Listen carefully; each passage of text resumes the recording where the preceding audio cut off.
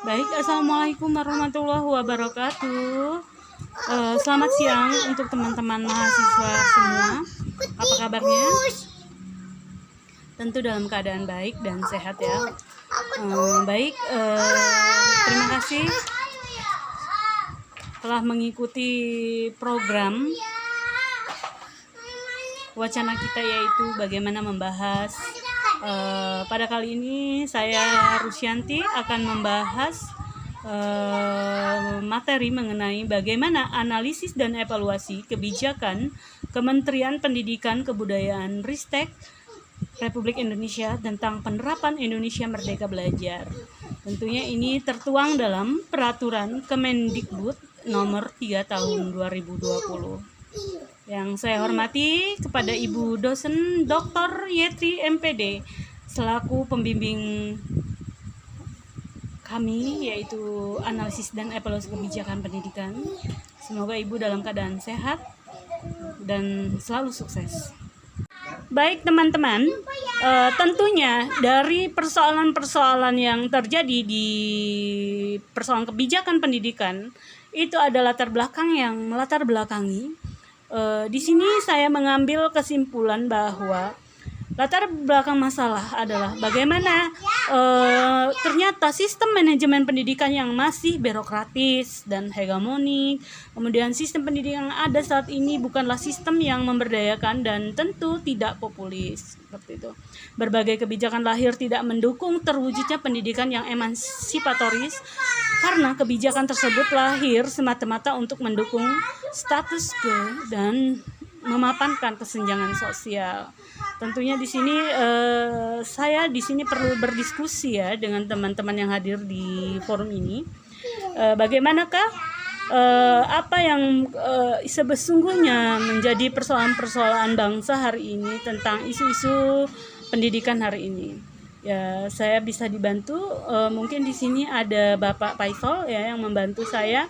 Bagaimana sebenarnya latar belakang persoalan pendidikan kita hari ini. Baik, saya akan membahas bagaimana selanjutnya adalah kajian teologis Merdeka Belajar. Maka dari Indonesia Merdeka Belajar tersebut, maka di sini saya mengambil teori filsafat, yaitu teori filsafat progresivisme. Tentunya dalam yang dicanangkan oleh Kemendikbud Bapak Nadiem Makarim.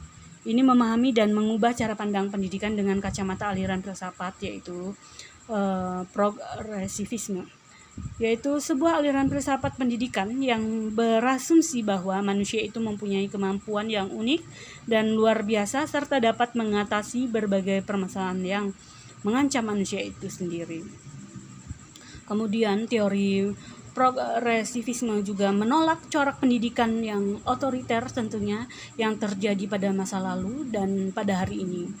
Nah, pendidikan yang otoriter dianggap dapat menghambat dan mencapai tujuan-tujuan yang baik karena kurang menghargai kemampuan yang dimiliki oleh manusia. Artinya di sini dalam proses pendidikan itu tidak memanusiakan manusia.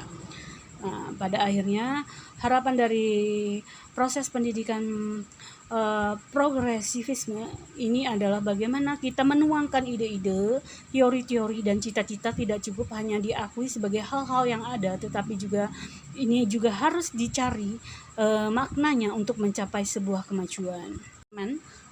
Bagaimana sesungguhnya terobosan-terobosan episode pertama yang dilakukan oleh kementerian kementerian yang mana kepala menteri kita adalah Bapak Nadiem Makarim, yaitu bagaimana bahwa dalam episode pertama itu ada 4 program pokok kayak kebijakan pendidikan, diantaranya adalah 1.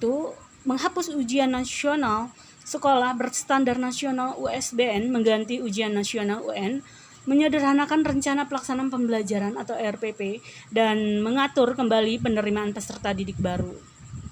Baik, bahwa Bapak Nadiem Makarim yaitu ada program KIP, kemudian digitalisasi, yang mana program KIP itu ada target-target yang harus dilakukan oleh Bapak Nadiem Makarim, yaitu bagaimana pembiayaan pendidikan, kartu Indonesia Pintar dengan target 1.095 juta mahasiswa dan sekolah memiliki target yaitu 17,9 juta siswa, termasuk pelayanan khusus pendidikan masyarakat dan bencana dengan target 42.896 sekolah, kemudian tunjangan profesi, negeri sipil, kemudian bantuan pemerintah kepada 13 daerah-daerah dan lembaga. Kemudian adanya digitalisasi ya sekolah, bahwa dalam program digitalisasi ini sekolah dalam medium pembelajaran melalui 4 sistem penguatan platform digital dengan 8 dan model media pendidikan digital serta penyediaan sarana pendidikan